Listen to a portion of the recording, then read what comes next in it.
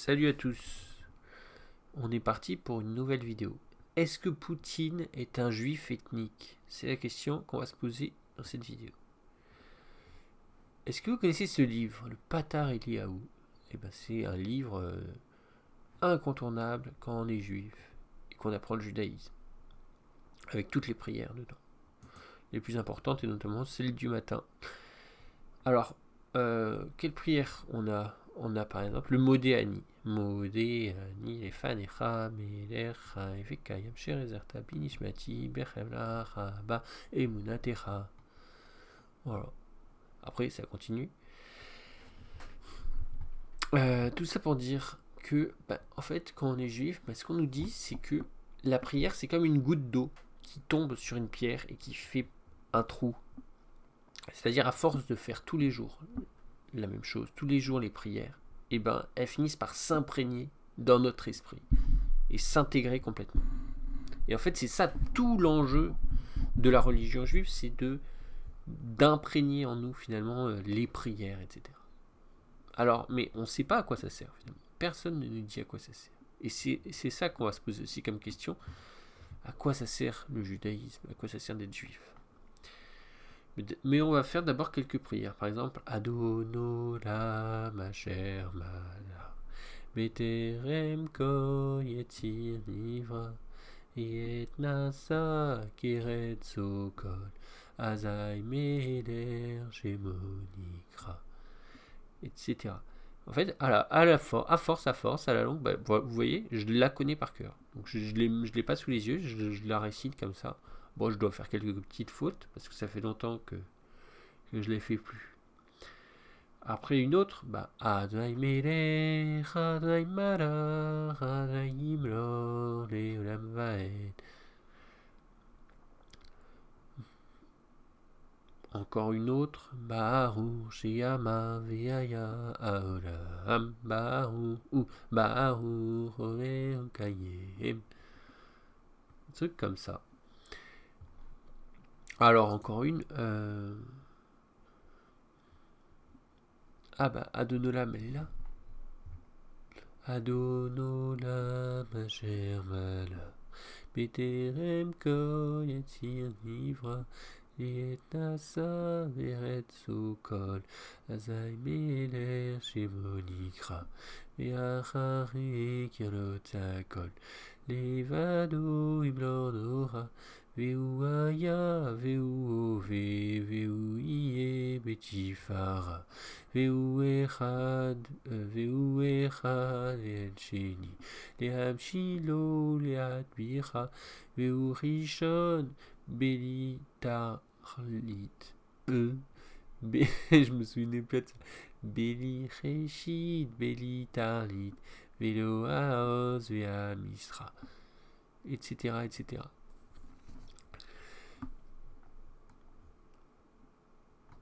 Et là, non, j'allais dire, c'est parce qu'il y en a une avec toutes les lettres de l'alphabet. Aleph, Bet, Gimel, Dalet, Hey, Vav, Azaïn, etc. Ça doit être une autre, peut-être Ashrei.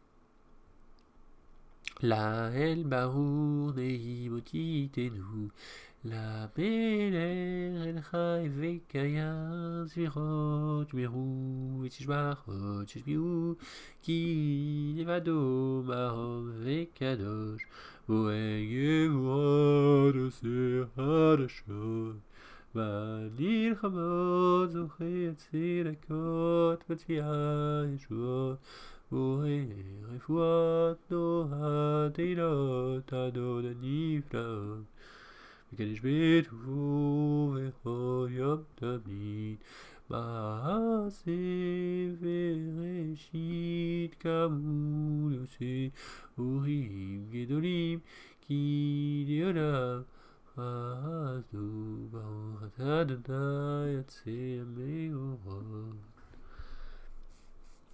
Donc en fait voilà, on peut les chanter, c'est-à-dire, je la connais par cœur, ça fait 20 ans que je ne l'ai pas récité, je la connais par cœur. Donc il y a nos soucis, et en fait, je la récite parce que je la connais, tu vois. C'est, bah voilà, je suis sous la douche, de temps en temps, bah voilà, je m'ennuie, je marche et je fais des trucs, tu vois. Et puis, bah voilà, je la récite pour le kiff, quoi. Finalement, ça devient un kiff, finalement, de réciter les prières. C'est-à-dire, bah des fois, je marche. Et puis, bah dans mon esprit, bah je m'ennuie, tu vois. Et du coup, bah je récite des prières, tu vois. Tout simplement. Parce que ça me permet de passer le temps, ça me permet voilà, d'entraîner ma voix. Voilà. Si j'aime bien chanter, si je veux devenir chanteur, voilà, ça me permet aussi voilà, de chauffer ma voix, de faire des trucs comme ça, tu vois. Et donc c'est ça tout l'intérêt des prières. C'est-à-dire, bah, vous pouvez le faire quand vous voulez, tu vois. Si, ben moi j'avais un prof que j'aimais vraiment pas à la fac. J'avais un prof que je pouvais pas le blairer. Le mec, il était très agressif, il était sexiste. En plus, voilà, il aimait pas les garçons. Il disait ouais, les garçons, ils sont pas sages, ils sont pas bons. Enfin, il disait des conneries dans ce genre-là. Et je pouvais pas le blairer, le prof. Et du coup, ben, pendant ces cours, tellement j'arrivais pas, parce que le mec, il était là en mode comme ça, enfin, il était comme un sauvage, quoi. Et puis du coup, tellement j'y arrivais pas, ben, je récitais les prières, et puis comme ça, voilà, j'étais tranquille, j'étais détendu, je chantais dans mon coin. Alors, je chantais pas fort, je voulais pas embêter les camarades à côté, mais voilà, je chantais dans mon coin, et lui, bah, il faisait son cours pourri, là, et puis voilà. Oh, mais au moins, j'avais pas le stress de côtoyer un individu odieux, quoi, tu vois. Il y a des gens, t'as pas envie de les écouter quand ils parlent, tu vois. Parce que ils sont odieux. Mais voilà, en fait, bah, la prière, finalement, c'est une bouée de secours. Voilà. Ou c'est une bouée de secours. Des fois, les gens vont vous inonder avec de la merde, comme ça. Ils vont vous dire des mots, c'est de la merde, leurs mots. Mais vous voulez pas les écouter. Ben voilà, vous fermez les oreilles, tu vois. Alors, je vous dis pas de mettre les mains devant les oreilles parce que c'est trop évident. Vous fermez les oreilles, vous arrêtez d'écouter, et puis voilà, vous pensez à autre chose, et vous récitez tranquillement vos prières, là, comme ça. Et puis le temps il passe, tu vois. Ils peuvent pas arrêter le temps non plus en face. Donc, voilà, c'est ça tout l'intérêt. C'est ça tout l'intérêt. C'est ça tout l'intérêt du judaïsme. C'est-à-dire bah, avoir une faculté d'abstraction. Faire abstraction de ce qui se passe, tu vois. Le mec en face veut vous traumatiser des fois. Tu vois, il veut te traumatiser. Mais toi, tu dis non, mec, j'ai mes prières. Je connais Modéani, je connais Adonolam, je connais Adonai Meler, Adonai Malar, je connais Maharu, Sheama, Veaya, je connais Ashre Yoshve Betera, je connais La El Barour Neimotitenu, je connais Shema Israël Adonai Eloheinu Adonai Echad. Baruch Shem Kivod Malchut Olam Vaed. ואהבת את אדוני אלוהיך בכל לבבך ובכל נפשך ובכל מאודיך. והיו הדברים, והיו הדברים האלה אשר אנוכי מצווך היום על לבביך ושיננתן לבניך ודיברתם בם בשבתך בביתך ובלכתך בדרך ושעריך ובקומך וקשרתם להיות על מזוזות ביתך על ידך והיו לטוטפות בין עיניך וכתבתם על מזוזות Betecha ou Visharecha. Bon, je me suis un peu planté. Faut que je la révise celle-là. Pourtant, c'est la plus connue, hein, évidemment. Donc, ben voilà, vous faites abstraction, tu vois. Les prières, ça peut vous sauver à n'importe quel moment, tu vois. Quand il y a un lieu où t'as pas envie d'être, il y a un moment que t'as pas envie de vivre, ben, tu récites une prière tranquillement, à voix basse, à voix très basse, pour pas qu'on puisse t'entendre, ou même dans ta tête. Enfin, moi, j'aime bien réciter à voix basse. Et puis voilà. Et comme ça, t'as pas à subir les autres. Voilà, parce que des fois, bah, t'as le directeur, moi ça m'est arrivé, t'as le directeur qui te convoque dans son bureau et il veut t'engueuler et il te dit des choses méchantes et il te fusille du regard, et etc., etc. Et d'ailleurs, on le voit notamment dans Astérix chez les Corses, puisqu'il y a le Corse qui le fusille du regard, comme ça, qui dit voilà, ils se font la bataille de regard. On le voit aussi dans Very Bad Trip, le 3 je crois. Ils font des batailles de regards comme ça, les gens et tout. Mais moi, je suis pas là pour faire des batailles de regards. Moi, je suis là pour vivre ma vie tranquille, être heureux et ne. Voilà, vivre pour être heureux. Être heureux avant d'être vieux. On n'a pas le temps d'avoir 70 ans. Je sais plus c'est quoi les paroles. Et voilà. Donc, c'est vraiment ça, le judaïsme. Voilà. Donc, ceux qui comprennent ça, c'est des vrais juifs, tu vois, à mes yeux. À mes yeux, il faut comprendre ça pour être réellement juif. Et en fait, Raoult, il va un peu dans ce sens-là, puisqu'il nous dit que, voilà, quand à la télé, on nous dit qu'on va tous mourir à cause du Covid, machin, des annonces quotidiennes à la télé, très négatives, très pessimistes, voilà, on annonce qu'on va mourir, et voilà, il y a un effet nocebo et le cerveau des gens s'éteint. Et à l'inverse, quand on leur donne de l'espoir, voilà, ça les calme, ils sont plus tranquilles, tu vois. Ils peuvent mieux respirer, mieux vivre. Et donc c'est un peu ça le judaïsme, c'est-à-dire c'est avoir cette capacité c'est avoir cette capacité à résister à l'effet nocebo, tu vois. Des fois il y a de l'effet nocebo qu'on diffuse de partout, même sur la télé, même sur la radio, de partout. Et quand tu es juif, tu vas faire abstraction, tu vois, parce que tu as tes prières, tu as tes machins, et tu vas pouvoir survivre comme ça, tu vois.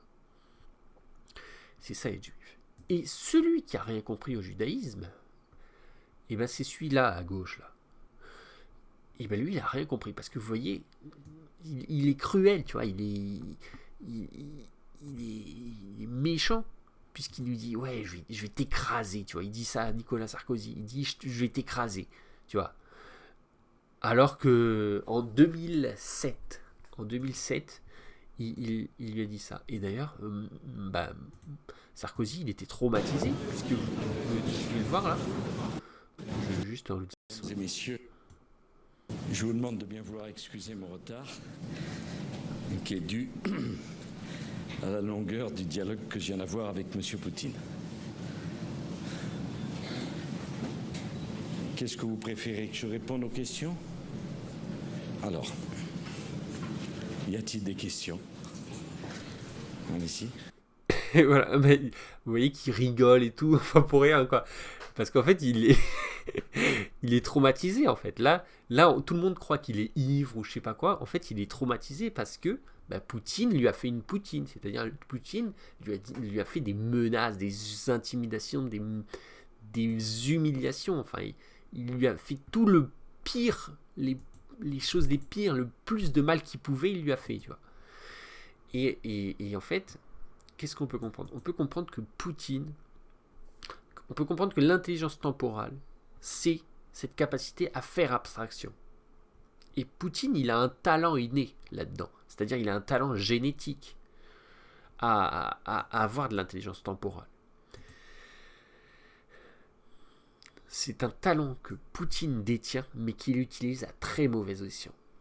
Poutine, s'il voulait, il pourrait être juif. Il aurait pu être juif. Il aurait pu être un bon juif, dans le sens où il a une bonne intelligence temporale. Mais il l'utilise très mal. Il l'utilise pour faire des menaces, pour agresser les gens, c'est de la torture. C'est de la torture. C'est de la torture. On n'est pas censé, on n'est pas censé humilier quelqu'un, etc. Donc, à mes yeux, Poutine est un juif ethnique parce que il a de l'intelligence temporale, mais il l'utilise à très mauvais escient. Donc, il a pas eu l'éducation nécessaire pour l'utiliser correctement, son intelligence, tu vois.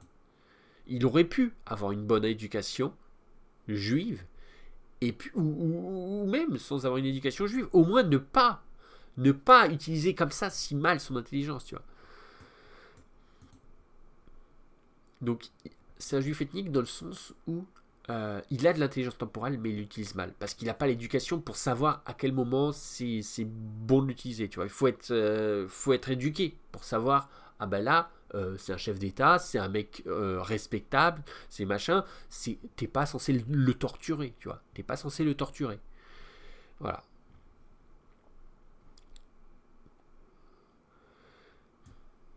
Donc à mes yeux, Poutine, donc encore une fois, je l'ai déjà dit dans plusieurs vidéos, mais encore une fois, à mes yeux, Poutine est un juif ethnique, parce que si t'étais Si t'étais simplement russe, bah, tu ferais pas ça, tu ferais pas ce genre de torture. Et si t'étais juif, non plus, tu le ferais pas. Tu vois.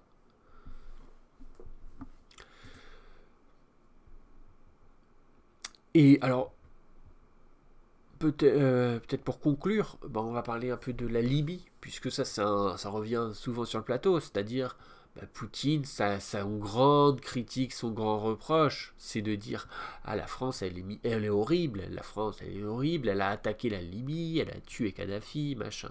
Ça c'est le petit plaisir de Poutine. Alors, en petit rappel, l'attaque de la Libye c'est en 2011.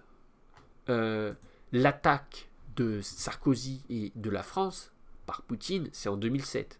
Donc, il y a quand même 4 ans. Donc voilà. C'est quand même 4 ans plus tard. Donc c'est-à-dire que Sarkozy, finalement, il était traumatisé quoi, de cet échange de 2007.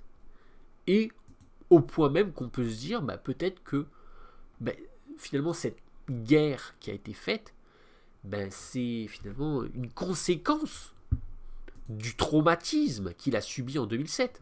La guerre de 2011 découle du traumatisme de 2007. S'il n'y avait pas eu le traumatisme en 2007, Sarkozy aurait eu 100% de ses facultés intellectuelles. Il n'aurait pas eu l'effet nocebo qu'il s'est pris en 2007 et qui lui a éteint, pour paraphraser Raoult, qui lui a éteint des zones du cerveau.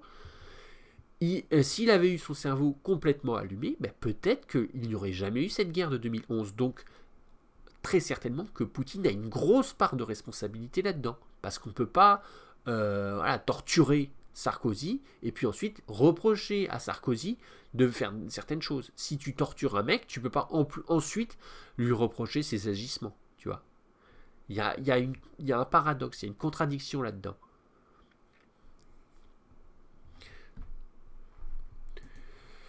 Donc, c'est tout ce que j'ai à dire sur le sujet. Et j'espère que ça vous a intéressé. A plus!